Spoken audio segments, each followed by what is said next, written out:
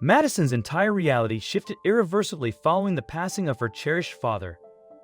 He left behind a legacy of affection and an unusual bequest that would profoundly influence the course of her life. Despite her siblings' initial amusement, they would soon discover that fate had unexpected plans in store for all of them, catching everyone off guard just a few months later.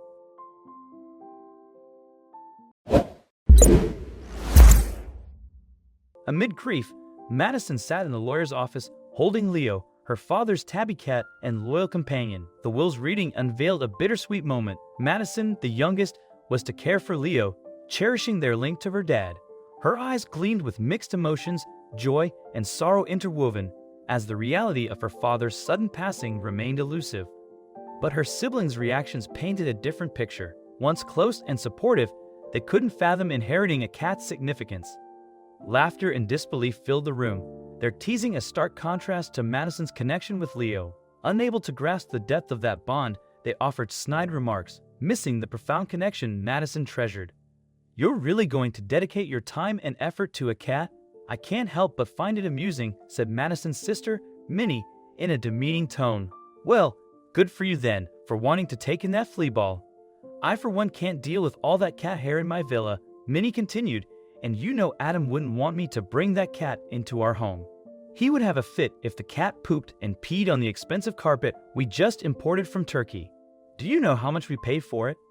Before Minnie could start bragging about her newly purchased rug, their older brother Nelson interrupted her and said, Yeah, no one's interested in your Dan rug, Minnie.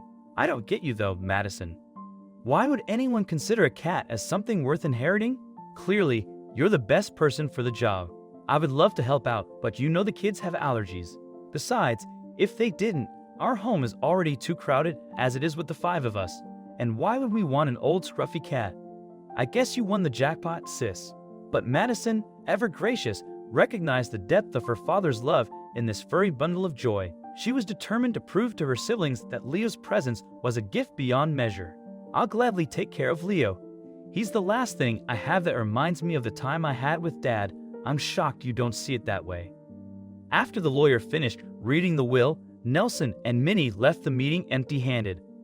There was literally nothing left for them to inherit except Leo and the house, which was to be sold to pay off their father's medical bills. Leaving the office together, the 2 older siblings glanced one last time at Madison. "Good luck with your special inheritance," Minnie said as she walked out, laughing. Now that Madison didn't have her dad to take care of anymore, she channeled all of her energy into her true passion, writing. For the next 9 months, Madison continued to pour her heart and soul into stories that captured the essence of her beloved cat Leo. Every morning after that dreadful day in the lawyer's office, she got up and made herself a cup of coffee and set a bowl of milk for Leo. She would then sit down behind her laptop and say, "What shall we write today, Leo?" Writing became Madison's sanctuary, a realm where she could escape judgment and recover from the loss of her dad. Every word she wrote on her blog, called Positively Leo, was a testament to her love for Leo and a tribute to her father's memory. Late nights turned into early mornings as Madison honed her craft. She wrote tirelessly, fueled by her passion and the desire to share the magic of her feline companion with the world. Madison's captivating stories found their way into the hearts of cat lovers far and wide. Her unique perspective and the magic of her storytelling brought joy, laughter, and even tears to those who embarked on the adventures of Leo and his feline friends. As her website and YouTube channel began to gain a lot of attention, her subscribers frequently asked her to publish a book about Leo, saying they would gladly purchase the book if it were available. "What do you think, Leo? Should your stories be featured in a book?" she said to the elderly cat, who meowed at her as if he was agreeing with the proposed idea without the intention of ever putting her stories into a book. Madison finally mustered up the courage to venture on this path, but her journey wasn't without hurdles. She faced countless rejection letters from publishers, but Madison's spirit was unbreakable.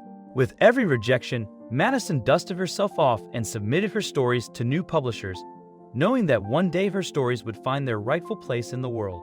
Her perseverance and resilience were unmatched, for she always remembered her father's loving words, "Never give up."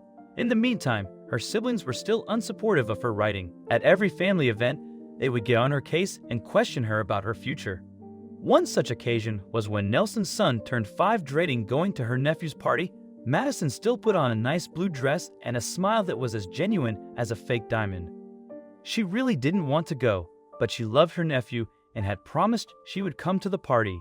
Minnie and her husband Adam gave her a hard time. Minnie said, "Is old Leo still inspiring you to write kitty stories? When are you moving out of Dad's house? You know Adam already has a buyer lined up. Dad's medical bills won't pay themselves." Adam joined in by saying, "Listen, Madison, I know you love your little blog, but that's not really a career. How long will you pursue this dead-end dream of yours? Do you really think people want to read about sappy cat stories? You can always join me in the real estate business. You know, I make good money. Did you ever see our new Mercedes outside?"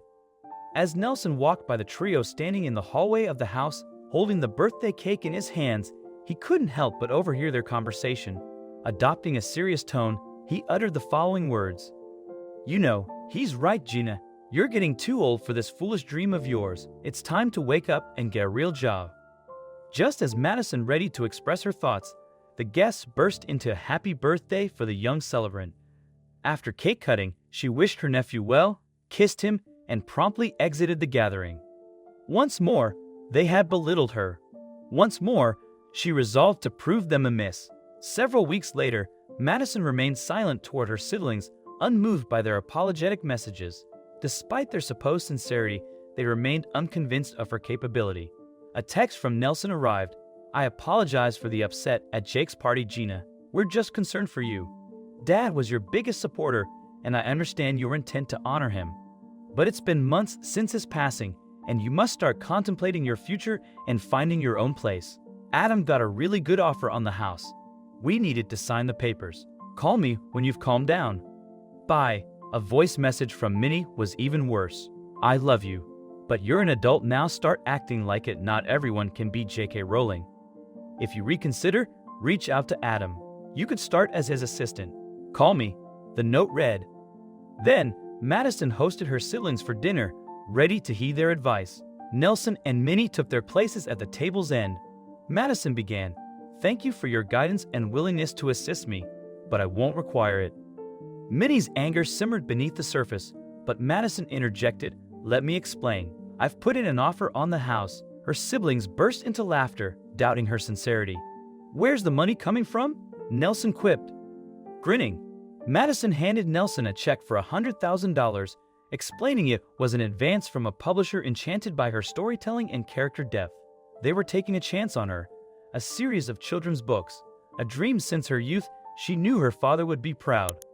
With her share of the house and the advance, Madison placed a down payment and cleared her father's medical bills. Her siblings were dumbfounded.